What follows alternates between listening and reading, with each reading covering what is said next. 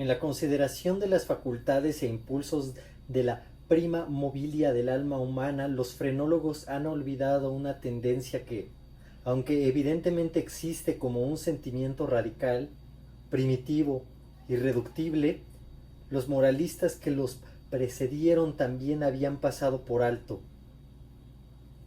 Con la perfecta arrogancia de la razón, todos la hemos pasado por alto. Hemos permitido que su existencia escapara a nuestro conocimiento tan solo por falta de creencia, de fe, sea fe en la revelación o fe en la cábala. Nunca se nos ha ocurrido pensar en ella, simplemente por su gratuidad. No creímos que esa tendencia tuviera necesidad de un impulso. No podíamos percibir su necesidad. No podíamos entender, es decir, aunque la noción de este primum mobile se hubiese introducido por sí misma, no podíamos entender de qué modo era capaz de actuar para mover las cosas humanas, ya temporales, ya eternas. No es posible negar que la frenología y en gran medida toda la metafísica han sido elaboradas a priori. El metafísico y el lógico, más que el hombre que piensa o el que observa, se ponen a imaginar designios de Dios, a dictarle propósitos. Habiendo sondeado de esta manera a gusto las intenciones de Jehová, construyen sobre estas intenciones sus innumerables sistemas mentales. En materia de frenología, por ejemplo, hemos determinado primero, por lo demás era bastante natural hacerlo, que entre los designios de la divinidad se contaba el de que el hombre comiera. Asignamos, pues, a este un órgano de la alimentabilidad, para alimentarse, y este órgano es el acicate con el cual la deidad fuerza al hombre, quieras que no, a comer. En segundo lugar, habiendo decidido que la voluntad de Dios quiere que el hombre propague la especie, descubrimos inmediatamente un órgano de la amatividad. Y lo mismo hicimos con la combatividad, la idealidad, la casualidad, la constructividad, en una palabra, con todos los órganos que representaran una tendencia, un sentimiento moral o una facultad del puro intelecto. Y en ese ordenamiento de los principios de la acción humana, los Spurzheimistas, con razón o sin ella, en parte o en su totalidad, no han hecho sino seguir en principio los pasos de sus predecesores, deduciendo y estableciendo cada cosa a partir del destino preconcebido del hombre y tomando como fundamento los propósitos de su creador. Hubiera sido más prudente, hubiera sido más seguro fundar nuestra clasificación, puesto que debemos hacerla, en lo que el hombre habitual u ocasionalmente hace, y en lo que siempre hace ocasionalmente, en cambio de fundarla en la hipótesis de lo que Dios pretende obligarle a hacer. Si no podemos comprender a Dios en sus obras visibles, ¿cómo lo comprenderíamos en los inconcebibles pensamientos que dan vida a sus obras? Si no podemos entenderlo en sus criaturas objetivas, ¿cómo hemos de comprenderlo en sus tendencias esenciales y en las fases de la creación? La inducción a posteriori hubiera llevado a la frenología a admitir, como principio innato y primitivo de la acción humana, algo paradójico que podemos llamar perversidad, a falta de un término más característico.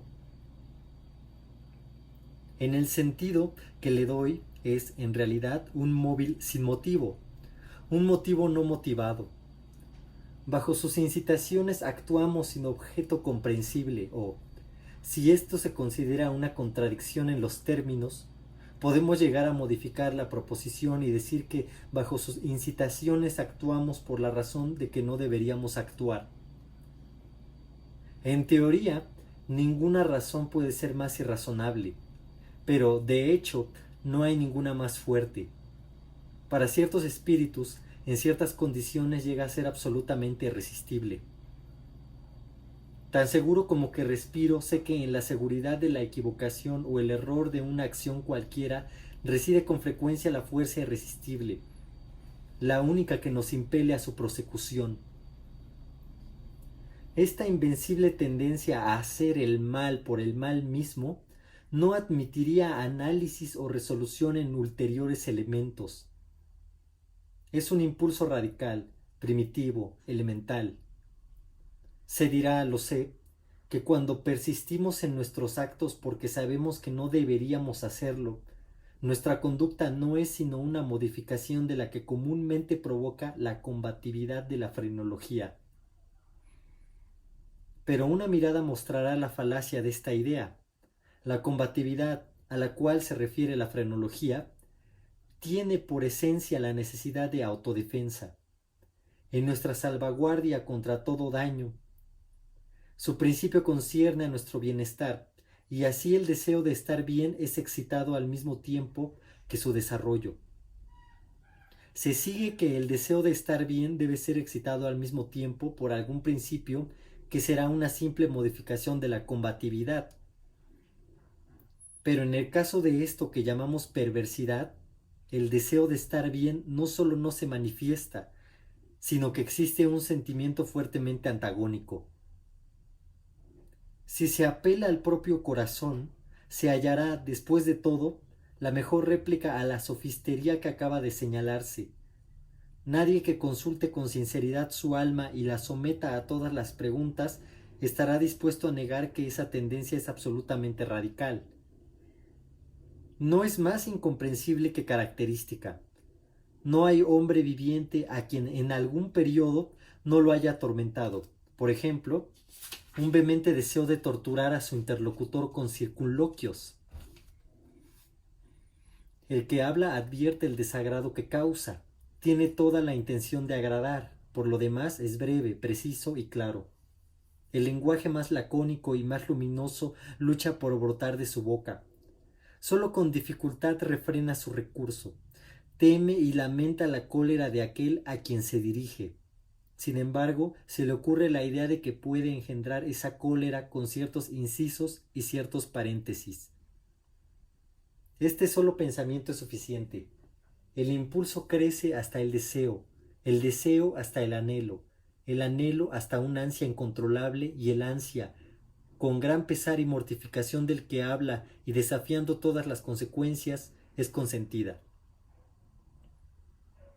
Tenemos ante nosotros una tarea que debe ser cumplida velozmente.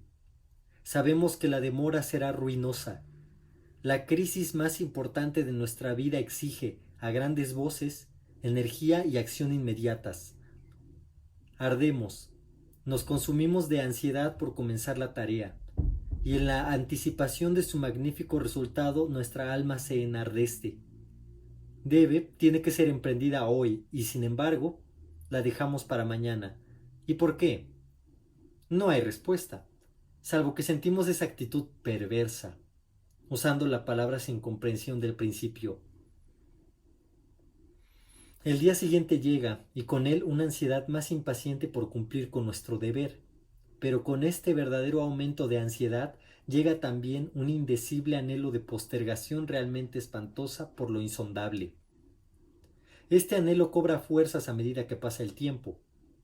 La última hora para la acción está al alcance de nuestra mano. Nos estremece la violencia del conflicto interior, de lo definido con lo indefinido, de la sustancia con la sombra. Pero si la contienda ha llegado tan lejos, la sombra es la que vence. Luchamos en vano. Suena la hora y doblan a muerto por nuestra felicidad. Al mismo tiempo es el canto del gallo para el fantasma que nos había atemorizado. Vuela, desaparece, somos libres. La antigua energía retorna. Trabajaremos ahora. ¡Ay, es demasiado tarde! Estamos al borde de un precipicio. Miramos el abismo. Sentimos malestar y vértigo. Nuestro primer impulso es retroceder ante el peligro. Inexplicablemente nos quedamos. En lenta graduación, nuestro malestar y nuestro vértigo se confunden en una nube de sentimientos inefables. Por grados aún más imperceptibles, esta nube cobra forma, como el vapor de la botella de donde surgió el genio en las 1001 noches. Pero en esa nube nuestra al borde del precipicio, adquiere consistencia a una forma mucho más terrible que cualquier genio o demonio de leyenda, y, sin embargo, es solo un pensamiento, aunque temible, de esos que hielan hasta la médula de los huesos con la feroz delicia de su horror. Es simplemente la idea de lo que serían nuestras sensaciones durante la veloz caída desde semejante altura. Y esta caída, esta fulminante aniquilación, por la simple razón de que implica la más espantosa y la más abominable entre las más espantosas y abominables imágenes de la muerte y el sufrimiento que jamás se hayan presentado a nuestra imaginación. Por esta simple razón la deseamos con más fuerza. Y porque nuestra razón nos aparta violentamente del abismo. Por eso nos acercamos a él con más ímpetu. No hay en la naturaleza pasión de una impaciencia tan demoníaca como la del que, estremecido al borde de un precipicio, piensa arrojarse en él. Aceptar por un instante cualquier atisbo de pensamiento significa la perdición inevitable, pues la reflexión no hace sino apremiarnos para que no lo hagamos, y justamente por eso, digo, no podemos hacerlo. Si no hay allí un brazo amigo que nos detenga, o si fallamos en el súbito esfuerzo de echarnos atrás, nos arrojamos, nos destruimos. Examinemos estas acciones y otras similares. Encontraremos que resultan solo del espíritu de perversidad. Las perpetramos simplemente porque sentimos que no deberíamos hacerlo. Más acá o más allá de esto, no hay principio inteligible, y podríamos en verdad considerar su perversidad como una instigación directa del demonio si no supiéramos que a veces actúa en fomento del bien. He hablado tanto que en cierta medida puedo responder a vuestra pregunta. Puedo explicaros por qué estoy aquí. Puedo mostraros algo que tendrá por lo menos una débil apariencia de justificación de esos grillos y esta celda de condenado que ocupo. Si no hubiera sido tan prolijo, o no me hubierais comprendido, o como la chusma me hubierais considerado loco, ahora advertiréis fácilmente que soy una de las innumerables víctimas del demonio de la perversidad. Es imposible que acción alguna haya sido preparada con más perfecta deliberación. Semanas, meses enteros medité en los medios del asesinato. Rechacé 1000 planes porque su realización implicaba una chance de ser descubierto. Por fin, leyendo algunas memorias francesas, encontré el relato de una enfermedad casi fatal sobrevenida a Madame Pilau por obra de una vela accidentalmente envenenada. La idea impresionó de inmediato mi imaginación. Sabía que mi víctima tenía la costumbre de leer en la cama. Sabía también que su habitación era pequeña y mal ventilada. Pero no necesito fatigaros con detalles impertinentes. No necesito describir los fáciles artificios mediante los cuales sustituí, en el candelero de su dormitorio, la vela que allí encontré por otra de mi fabricación. A la mañana siguiente lo hallaron muerto en su lecho y el veredicto del coronel fue: muerto por la voluntad de Dios. Heredé su fortuna y todo anduvo bien durante varios años. Ni una sola vez cruzó por mi cerebro la idea de ser descubierto. Yo mismo hice desaparecer los restos de la bujía fatal. No dejé huella de una pista por la cual fuera posible acusarme o siquiera hacerme sospechoso del crimen. Es inconcebible el magnífico sentimiento de satisfacción que nacía en mi pecho cuando reflexionaba en mi absoluta seguridad. Durante un periodo muy largo me acostumbré a deleitarme en este sentimiento. Me proporcionaba un placer más real que las ventajas simplemente materiales derivadas de mi crimen. Pero le sucedió, por fin, una época en que el sentimiento agradable llegó, en gradación casi imperceptible, a convertirse en una idea obsesiva, torturante por lo obsesiva. Apenas podía librarme de ella por momentos. Es harto común que nos fastidie el oído, o más bien la memoria, el machacón estribillo de una canción vulgar o algunos compases triviales de una ópera. El martirio no sería menor si la canción en sí misma fuera buena o el aria de ópera meritoria. Así es como, al fin, me descubría permanentemente pensando en mi seguridad y repitiendo en voz baja la frase «estoy a salvo». Un día, mientras vagabundeaba por las calles, me sorprendí en el momento de murmurar, casi en voz alta, las palabras acostumbradas. En un acceso de petulancia les di esta nueva forma. Estoy a salvo si no soy lo bastante tonto para confesar abiertamente. No bien pronuncié estas palabras, sentí que un frío de hielo penetraba hasta mi corazón. Tenía ya alguna experiencia de estos accesos de perversidad, cuya naturaleza he explicado no sin cierto esfuerzo, y recordaba que en ningún caso había resistido con éxito sus embates. Y ahora, la casual insinuación de que podría ser lo bastante tonto para confesar el asesinato del cual era culpable se enfrentaba conmigo como la verdadera sombra de mi asesinato, y me llamaba a la muerte. Al principio hice un esfuerzo para sacudir esta pesadilla de mi alma.